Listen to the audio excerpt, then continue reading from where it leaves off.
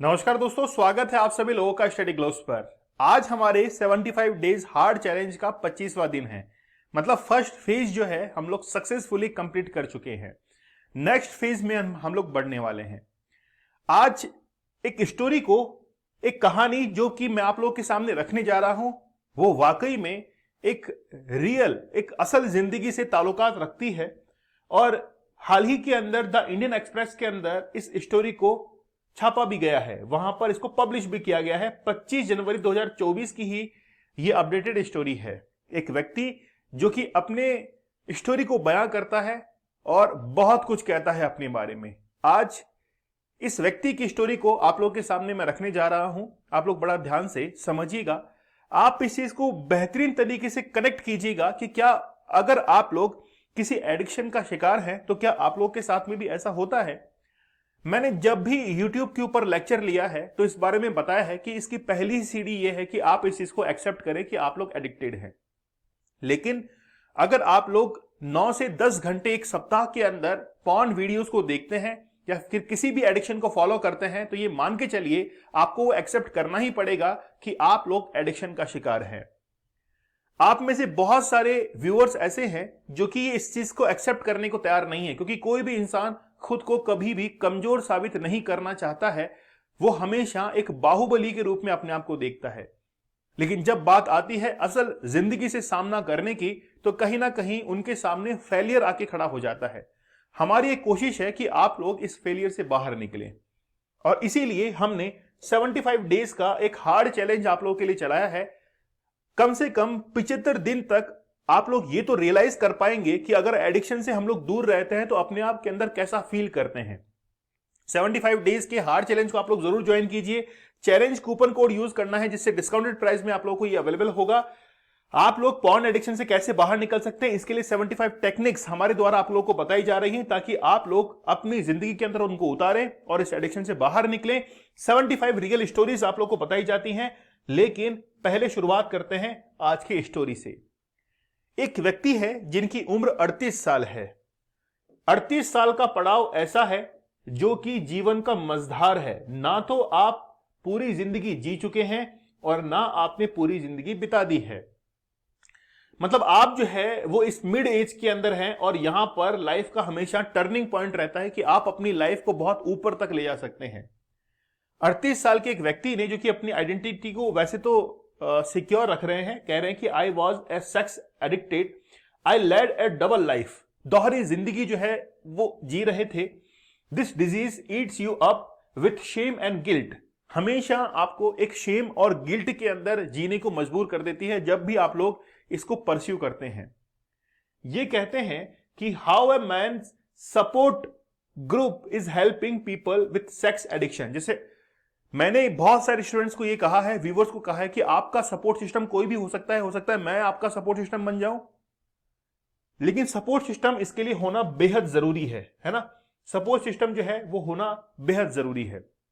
ठीक है, देखिए, I led a double life on the outside, मतलब बाहर की जिंदगी जो है वो दोहरी जिंदगी की तरह जी रहे हैं। आई was a good man who helped my family, but on the inside I was lonely man who was very depressed. एक व्यक्ति है जो कि शादीशुदा है, इनकी एक वाइफ है और इनसे एक छोटी बच्ची भी है। अब देखिए कि अपने जीवन के अंदर किस तरीके से ये इस एडिक्शन को फॉलो कर रहे हैं और इस फैमिली से धीरे धीरे टूटते चले जा रहा है। ये कहते हैं कि मैं जब एडिक्शन के अंदर था उस समय हर किसी से झगड़ा करने को तैयार रहता था, गुस्सा मुझे बहुत आता था, किसी भी बात को मैं ढंग से सुन नहीं पाता था और अपने प्लान जो होते थे उसको हमेशा मैं फेल कर जाता था। ये कहते हैं कि जब भी मैं अपनी पत्नी से बात करता तो बड़े गुस्से में बात करता, बड़े एग्रेसिवनेस के साथ में बात करता। इससे उनकी जो वाइफ थी वो बड़ा परेशान हो चुकी थी कि यार हमेशा ये गुस्से में बात क्यों करते हैं, जबकि मैं तो नॉर्मली इनसे ट्रीट करती हूं, लेकिन इनका बिहेव जो है वो मेरे प्रति इतना कड़ा, इतना ज्यादा खराब क्यों है।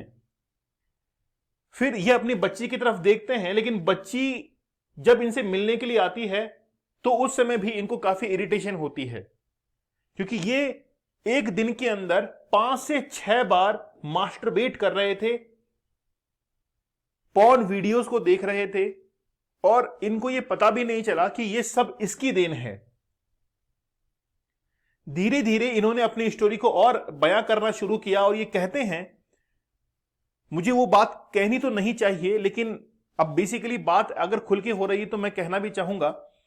इन्होंने कहा कि मैं अपने घर के अंदर जो महिलाएं थी उनको भी ऑब्जेक्टिफाई करना मैंने शुरू कर दिया, यहां तक कि इनकी जो सिस्टर थी उनके साथ में भी ये कई बार जो है जब उसको देखते तो भी इनको कई बार वैसे थिंकिंग्स आना शुरू हो जाते और जब ये बाहर निकलते तो गर्ल्स की स्कर्ट के अंदर, यानी मतलब कहना नहीं चाहिए लेकिन फिर भी इनका एक व्यू पॉइंट जो है वो उस तरफ बढ़ने लग गया था। बहुत ज्यादा इन्होंने ऑब्जेक्टिफाई करना शुरू कर दिया था। फिर एक दिन क्या होता है कि ये सीढ़ियों में बैठे हुए थे, घर के सीढ़ियों के अंदर, और वहां पर अपने फ्रेंड्स के साथ में एक फ्रेंड इनका था जो कि सपोर्ट सिस्टम का काम करता है। उस फ्रेंड के साथ में अपनी बात को शेयर करते कि मेरे साथ में ये बड़ी प्रॉब्लम है, मैं इससे परेशान हो चुका हूं। मैं जब अपनी जॉब पर जाता हूं मुझे इस चीज के बारे में ख्याल आते रहते हैं कि मुझे पॉर्न वीडियोस देखने हैं। जब मैं खाली बैठा रहता हूं तब मुझे ये ख्याल आते हैं मैं इससे बाहर कैसे निकलूं। उनका जो फ्रेंड है उसको एक एनजीओ के अंदर लेके जाता है, एक हेल्थ सेंटर के ऊपर लेकर जाता है। ठीक है, मतलब बाहर तो बहुत अच्छा ये दिखा रहे थे, मतलब इनके जो जानने वाले थे वो इनको बहुत ईमानदार, बहुत रेस्पेक्टफुल, डिसिप्लिन व्यक्ति कहते थे, लेकिन जैसे ही ये घर के अंदर एंटर होते इनकी जो अंदरूनी लाइफ थी वो बहुत अकेली थी। कोई भी इनको सुनने वाला नहीं था कि आखिरकार इनको क्या परेशानी है, और उसी के चलते ये एडिक्शन को परस्यू करते थे। लेकिन बाहरी दुनिया के लिए बहुत अच्छे ये इंसान थे, लेकिन अंदर ही अंदर जो है वो घुट रहे थे, कहीं ना कहीं परेशान हो रहे थे। This disease eats you up with shame and guilt, मतलब जब भी आप इस डिजीज को या फिर आप पॉर्न वीडियोस को आप मास्टरबेट करते हैं तो आपको गिल्ट फील होती है। It wastage your time and energy, ये आपका समय भी बर्बाद करता है, आपकी एनर्जी बर्बाद करता है। And you make no progress in life, ये खुद कह रहे हैं कि आपके जीवन के अंदर कोई भी चीज प्रगतिशील नहीं होती है, प्रोग्रेस की तरफ नहीं जाती है। आप जिस स्थिति में है वो चीज आपको बहुत पसंद आने लग जाती है कि यार ठीक है, आप एक कंफर्ट जोन के अंदर जीना शुरू कर देते हैं। और मैं पहले कहता हूं कि ये स्टोरी मैं हवा में बात नहीं कर रहा हूं, इंडियन एक्सप्रेस के अंदर ये हाल ही के अंदर स्टोरी पब्लिश हुई है। ठीक है, अच्छा, has been part of the group of 7 years, had his habits under control and is now married with a baby, है ना। ठीक है, for many addicts childhood abuse is part of the problem. Dates his first sexual encounter to his music class, मतलब जब वो school के अंदर थे तो म्यूजिक क्लास के जो टीचर थे वो कहीं ना कहीं भी वो भी उनसे गाली गलौज से इस तरीके से अब्यूज तरीके से बात किया करते थे, थोड़ा एडल्ट तरीके से बात करते थे, और वहां से भी इनको लगा कि यार यही थोड़ा सा एक बहुत बेहतरीन जिंदगी होती होगी। स्कूल टाइम में ही ये बीज जो है वो डल चुका था। तो ये बेसिकली अपनी लाइफ से काफी परेशान है, कुछ भी प्रोग्रेसिव नहीं हो पा रहा था, इस एडिक्शन से बाहर नहीं निकल पा रहे थे। इन्होंने इस चीज को एक्सेप्ट कर लिया था कि मुझे ये एडिक्शन है। अपने फ्रेंड्स को बताते हैं, अपने खास दोस्त को बताते हैं, वो कहता है कि यार तुझे जो है वो एक हेल्प सेंटर को ज्वाइन करना चाहिए। इन्होंने हेल्प सेंटर को ज्वाइन किया, सपोर्ट सिस्टम को ज्वाइन किया, और उसके बाद में थेरेपीज इन्होंने लेना शुरू किया। धीरे धीरे धीरे धीरे छोटे छोटे स्लॉट्स इन्होंने कंप्लीट किए कि 7 दिन मुझे नहीं करना है, 10 दिन मुझे नहीं करना है, 15 दिन नहीं करना है, 1 महीने नहीं करना है। ऐसे करते करते करते करते इन्होंने पूरा का पूरा लाइफ स्पान जो है, यानी कि हम लोग कहें कि पूरा का पूरा लगभग 1-2 साल जो है इससे दूर रहे और फिर उस एडिक्शन से बाहर निकल गए। निकलने के बाद इनको ये फिर रियलाइज हुआ कि वाकई में जिंदगी है क्या।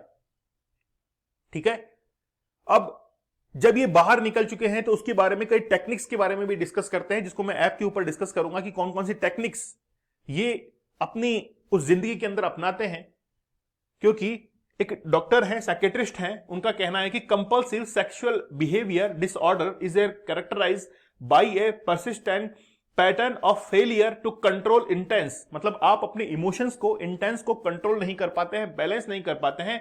रिपीटेटिव सेक्सुअल इंपल्सेस और urges resulting in the repeated sexual behaviour, बार बार आप उस चीज को रिपीट करते हैं, रिपीट करते हैं, रिपीट करते हैं, और वो आपकी हैबिट के अंदर कन्वर्ट हो जाती है। जब तक आप उसको परस्यू नहीं करते हैं, आप पॉर्न वीडियोस नहीं देखते हैं, आपको चैन नहीं पड़ता है, आपको एंजाइटी होना शुरू हो जाती है।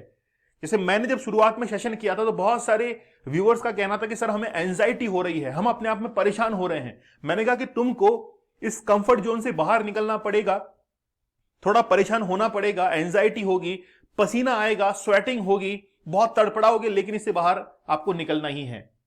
आज 25 डेज हम लोगों ने कंप्लीट किए हैं तो बड़ा जबरदस्त उनके मैसेज आ रहे हैं कि सर वाकई में हमको बहुत अच्छा फील हो रहा है। तो मैं भी आप लोगों से यही कहना चाहूंगा कि आप जरूर अगर जीवन में कुछ अच्छा पाना चाहते हैं, अपनी विल पावर को इंक्रीज करना चाहते हैं, तो जुड़िए हमारे साथ 75 डेज के हार्ड चैलेंज के साथ में।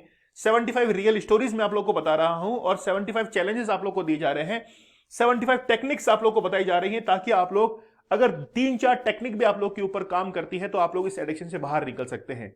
लेकिन जब सोचेंगे कि हमको बाहर निकलना है तभी आप इसके रिजल्ट की तरफ बढ़ सकते हैं। रिजल्ट्स क्लियर थिंकिंग होती है, आपका कंसंट्रेशन हाई होता है, आपका फोकस हाई होता है, आप अपने टारगेट के ऊपर फोकस हो पाते हैं कि आपको जीवन के अंदर करना क्या है। आप डिस्ट्रैक्शन से कहीं ना कहीं दूर हट जाते हैं, डिस्ट्रैक्शन का नाम ही नहीं होता है। आप कूपन कोड चैलेंज यूज कीजिएगा जिससे डिस्काउंटेड प्राइस के अंदर ये आप लोगों के लिए अवेलेबल होगा, और जब से आप लोग ज्वाइन करेंगे तब से ही आपका हार्ड चैलेंज शुरू हो जाएगा। लेकिन जब इस हार्ड चैलेंज को आप लोग शुरू करें तो ऐप के ऊपर मैंने 8 रूल्स की एक वीडियो जो है वो बनाई है, उसको आप लोग जरूर देख लीजिएगा एक बार, और उसके बाद में फॉलो करना शुरू कर देना।